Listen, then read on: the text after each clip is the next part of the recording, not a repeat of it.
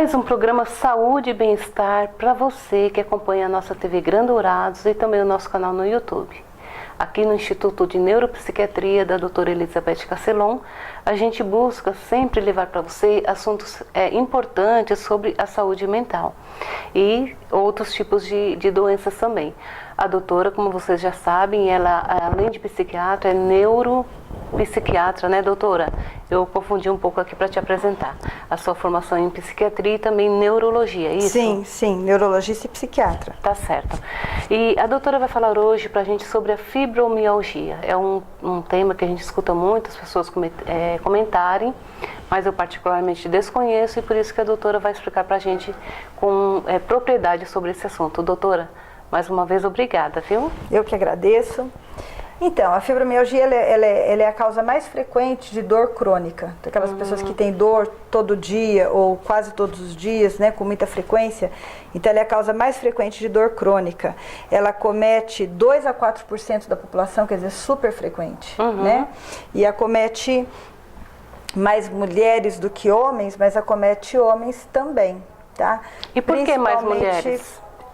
Ninguém sabe, talvez alguma questão hormonal, né, de estrógeno, né, diferenças hormonais, porque tem algumas, por exemplo, depressão também é mais comum em mulher, né, e a depressão também é mais comum na fibromialgia. A fibromialgia, então, como eu falei, então ela é a causa mais comum de dor crônica. Na realidade, ela é uma dor generalizada em diferentes partes do corpo, em diferentes segmentos do corpo. A origem não está esclarecida, não se sabe por que as pessoas têm fibromialgia. Sabe-se que é mais comum em mulheres e que ela é uma doença da meia-idade, entre 30 e 50 anos, embora possa aparecer antes e possa aparecer depois. A fibromialgia ela é tipicamente tratada pelo reumatologista, então eu não quero aqui tomar o lugar. Então, se você tem dores no corpo todo, você tem que procurar o reumatologista, porque o médico reumatologista é que vai ser capaz de avaliar se essa dor é realmente a fibromialgia ou se você talvez não tenha uma doença reumática, ou se você talvez não tenha as duas coisas, porque as pessoas que têm artrite reumatoide, síndrome de Sjögren e outras doenças reumatológicas, elas podem ter também fibromialgia e tem um risco maior de ter fibromialgia. Então, o primeiro médico a ser procurado é o reumatologista. Por que eu, afinal de contas, estou falando sobre esse assunto?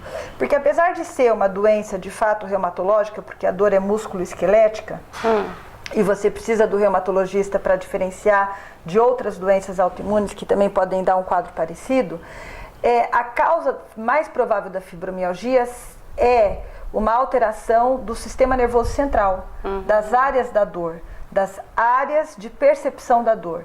E é provavelmente por isso que as pessoas com fibromialgia, metade delas tem depressão, mas também muitas têm ansiedade, elas têm dor na articulação temporomandibular, tem dor pélvica, que ninguém explica direito, tem síndrome do colo irritável, aquele intestino onde você oscila obstipação e diarreia, dores para urinar.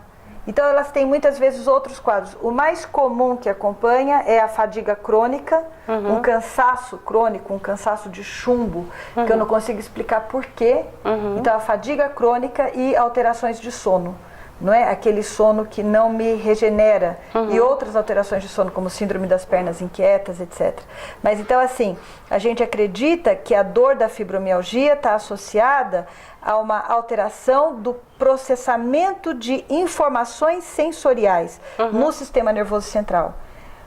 É uma mudança, e talvez por isso tenha a ver com mulher, porque os hormônios sexuais femininos, eles também agem sobre o sistema nervoso central. O cérebro também tem receptores para esses hormônios, né? Então talvez isso esteja aí relacionado, mas não se entende muito bem como que isso acontece, né? Mas não sei se eu expliquei, quer dizer, uma dor é frequente, é muito ruim, as pessoas sofrem muito, porque, claro, ninguém gosta de estar com dor. A dor é uma dor forte, de forte intensidade, é uma dor que faz com que você queira ficar acamado, com que você não queira fazer atividade nenhuma, não é? E muitas vezes acompanhada dessa dor vem a depressão, fadiga crônica e a dificuldade de sono. Doutora, isso me traz a memória de uma pessoa que tinha muita dor de cabeça e ela procurou um profissional de neurologia para detectar o problema dessa dor de cabeça, né? Mas, pelo que ela me falou, não chegou a um diagnóstico e ela sofreu por tempo, tomando remédios até para epilepsia, parece que foi indicado para ela no momento. Mas a verdade é que ela não conseguiu. Depois disso, indicaram para ela um tratamento com medicina alternativa, através de chás, e ela começou a tomar esses chás e deu uma melhorada, né, nos sintomas, mas também não resolveu. E aí, por fim, ela continuava com dor, aí ela disse que buscou recurso através do SUS, né, e com uma psicóloga, e aí ela descobriu que, na verdade, ela sofria essa dor porque ela tinha muito estresse, e essa dor, diz que era uma dor que subia do ombro para a cabeça. Então, aí o que acontece? Quando ela chega nesses casos extremos, que você comentou que a pessoa fica até acamada, que ela se retira, a dor é intensa, não passa, o que ela diz que a única coisa que ela consegue tomar e aliviar naquele momento é nimesulida ou ibuprofeno. São uns remedinhos que ela toma que alivia naquele momento, mas é uma dor assim que é crônica, pelo que ela fala, já de 10 anos ou mais. Isso seria uma característica da fibromialgia? Não, porque é uma dor localizada que ela está tendo, né?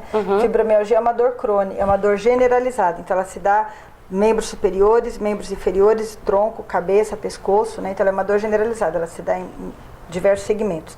Não precisa ser todos, mas são diversos.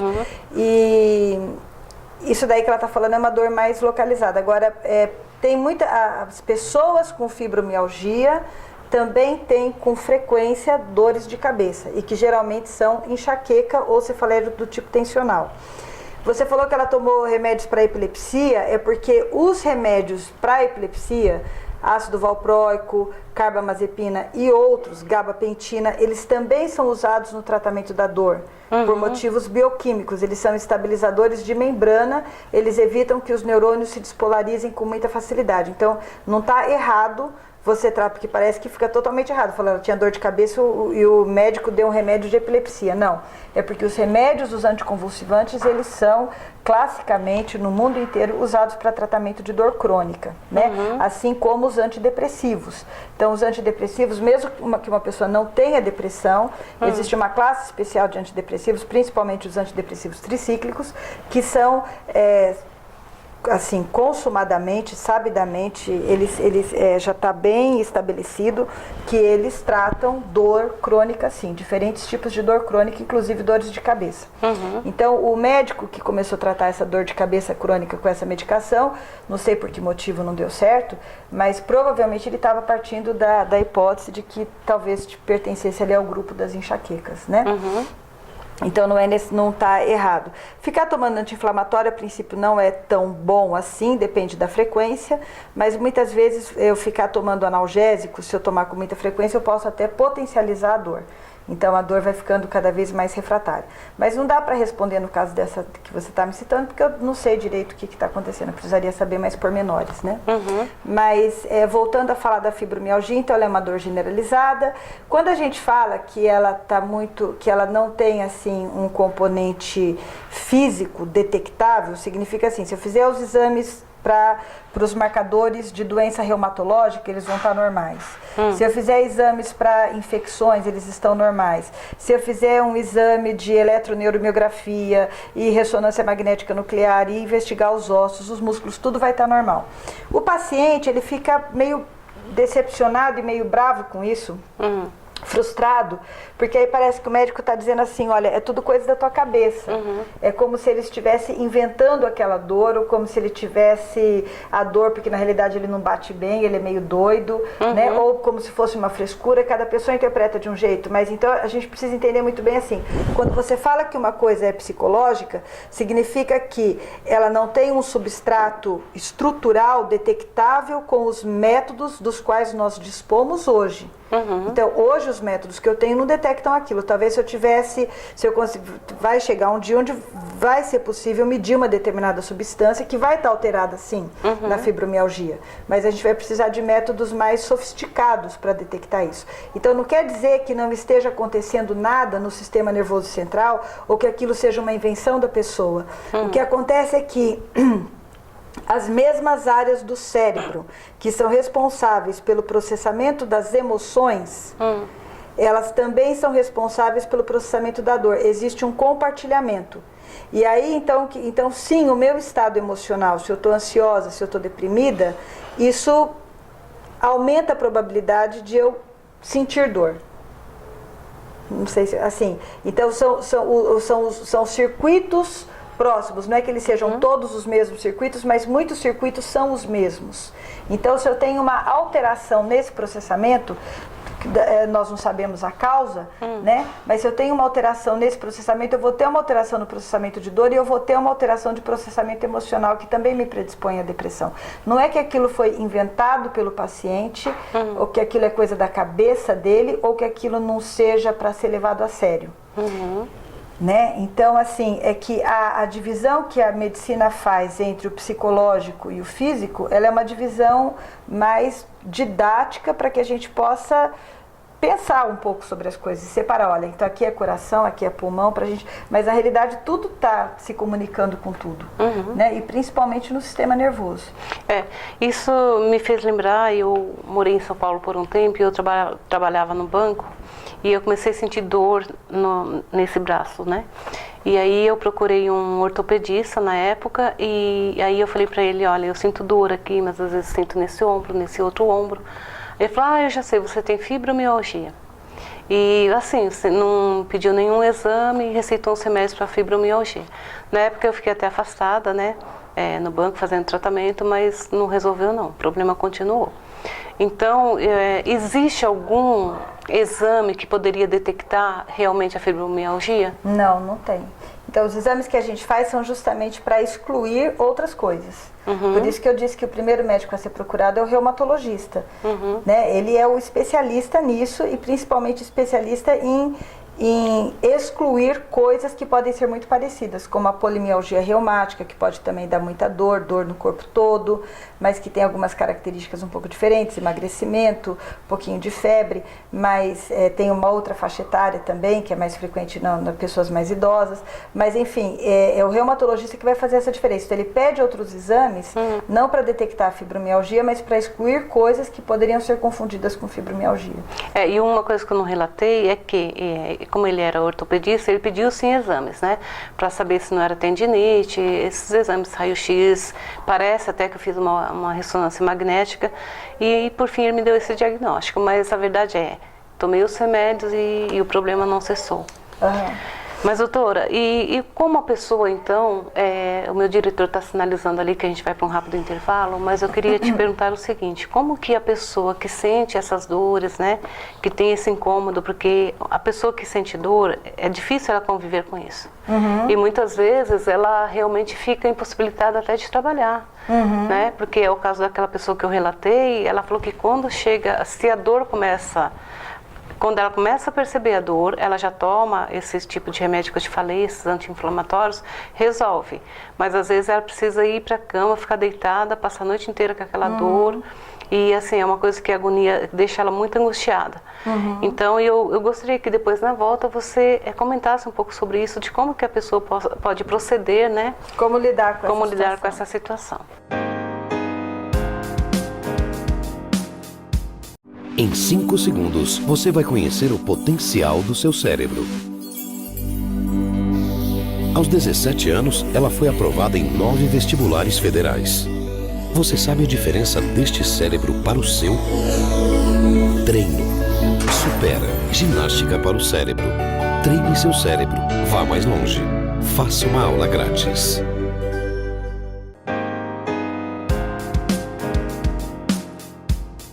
De volta com o programa Saúde e Bem-Estar, conversando com a psiquiatra e neurologista doutora Elizabeth Castelon, falando sobre o tema fibromialgia. Doutora, como que a pessoa que tem essa doença, não sei se pode chamar de doença ou transtorno, ela pode lidar com ela? Então, fibromialgia é doença, sim. E aí, claro, eu estou com muita dor no corpo, eu vou procurar o reumatologista. Aí eu recebi o diagnóstico de fibromialgia. A função do reumatologista que vai me dar esse diagnóstico. Sim. Né? Eu não sei que eu tenho fibromialgia, só sei que eu tenho dor no corpo. Então eu tenho que procurar o médico reumatologista. E aí ele vai me esclarecer, ele vai fazer os exames e vai me esclarecer do que se trata. E aí, assim, esse médico provavelmente, assim, uma coisa importante, né, que ele faça, é que ele realmente explique isso que eu estava dizendo no bloco anterior, que o fato de ser uma coisa para a qual não há um substrato estrutural mensurável, através dos exames dos quais nós dispomos hoje, não quer dizer que nada esteja acontecendo. Estão acontecendo mudanças bioquímicas no cérebro, no processamento da dor, sim. Não é invenção do paciente, não é frescura, não é coisa da cabeça dele. Então, realmente, aquela dor que ele está percebendo é real, tá? Embora, a segunda coisa, embora ela seja real, não existe nenhuma lesão perigosa. Então, se ele está com medo de que ele tenha alguma doença debilitante, no sentido de ser alguma lesão que vai progredir, não, ele não tem. Então, não é uma doença perigosa nesse sentido. Terceiro lugar, oferecer um tratamento. E o que mais ajuda são os antidepressivos. Não só porque o paciente muitas vezes tem depressão, mas porque os antidepressivos atuam nos centros do sistema nervoso central que processam informação de dor. Então, eles também têm por si só um efeito de melhorar a dor. Às vezes também os anticonvulsivantes, às vezes um miorrelaxante adicional, mas principalmente os antidepressivos e anticonvulsivantes são os medicamentos de primeira escolha. E encorajar o paciente a não tomar atitudes que sejam contra a situação. Por exemplo, já que eu estou com dor, então eu não vou fazer nada. A gente sabe que a atividade física melhora a fibromialgia.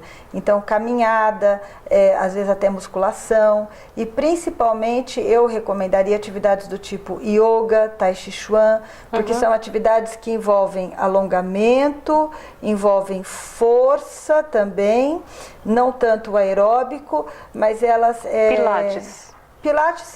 o Pilates ele está muito próximo do yoga, né?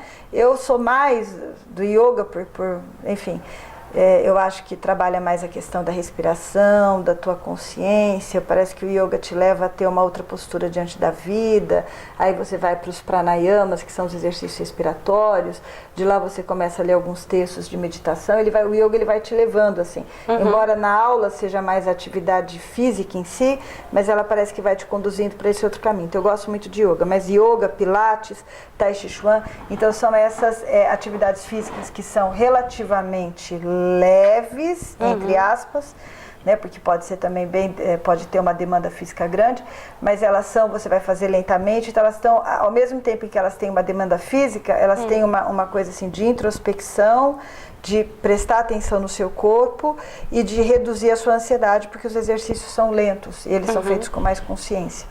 Então, não encorajar o paciente a ficar em repouso, encorajá-lo a fazer atividades dizendo que elas, mesmo que depois causem um pouco de dor no começo, mas elas vão melhorar os sintomas de dor a longo prazo, vão melhorar também os sintomas de sono.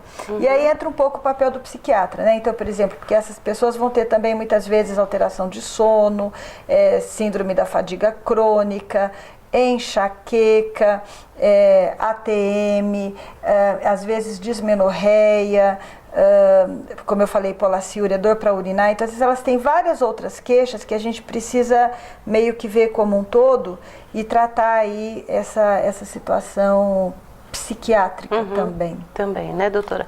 E a gente sabe que hoje as pessoas vivem uma vida muito conturbada, de imediatismo, e isso leva ao estresse. E o estresse pode ocasionar, doutora, a fibromialgia? Pode contribuir, pode potencializar? Sim. Resposta é sim.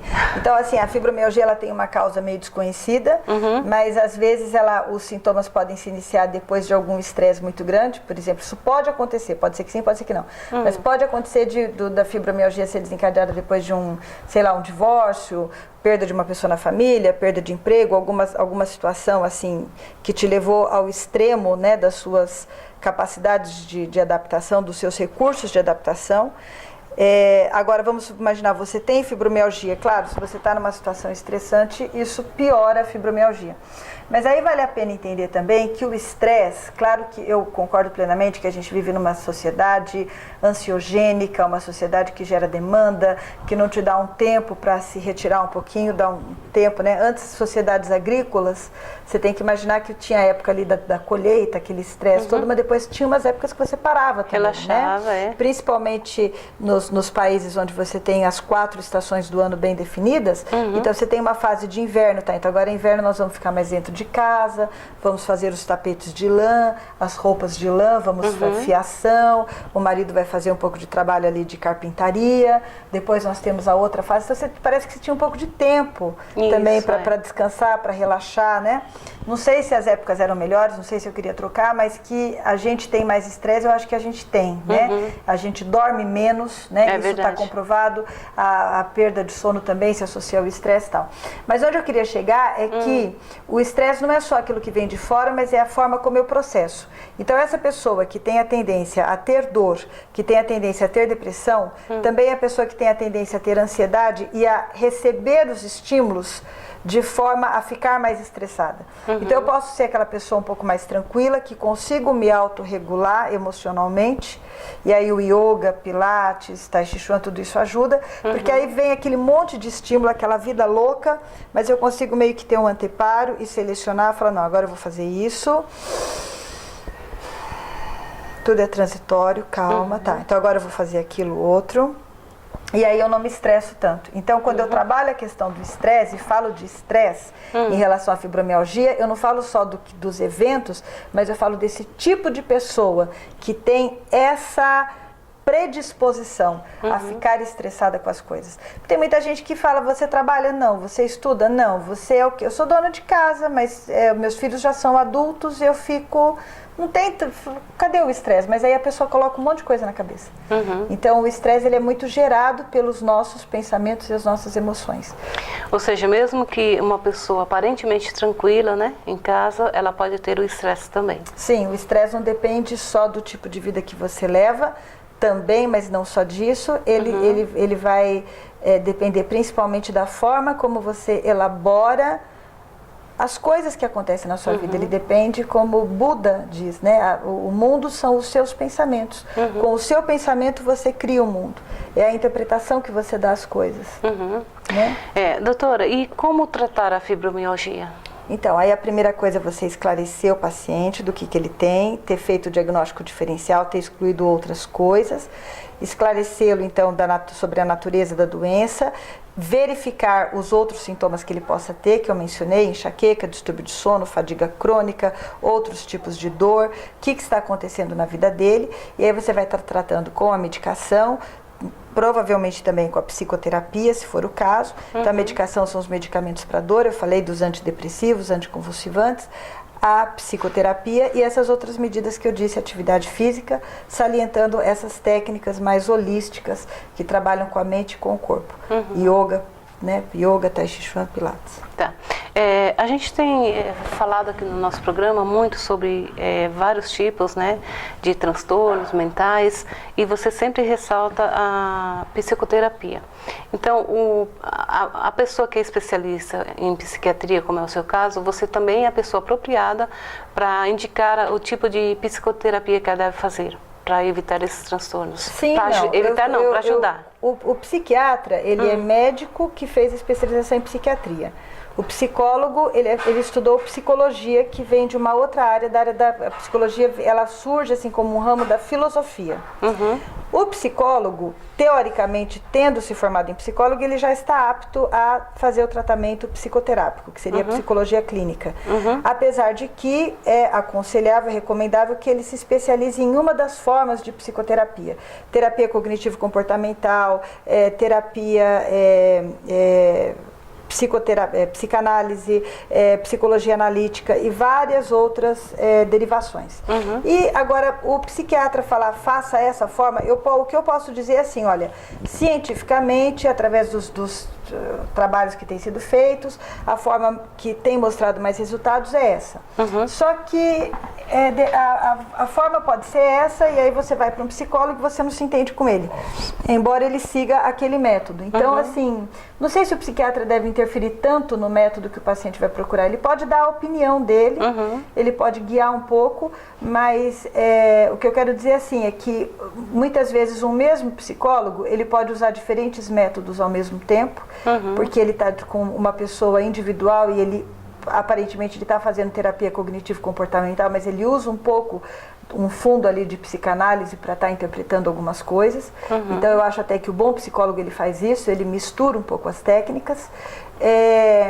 E mesmo que uma técnica seja a mais adequada, se aquele psicólogo não for bom, ou se ele não teve não rolou um clima ali com o paciente, então também não vai ajudar. Então eu acho que o psicólogo a gente deixa um pouco, a gente recomenda as pessoas que a gente conhece, com quem a gente tem boa experiência, mas a gente deixa um pouco assim para o paciente, porque vai ser muito individual, vai depender, porque não deixa sempre de ser uma relação entre duas pessoas, e isso pode dar muito certo, pode não dar. Tá certo.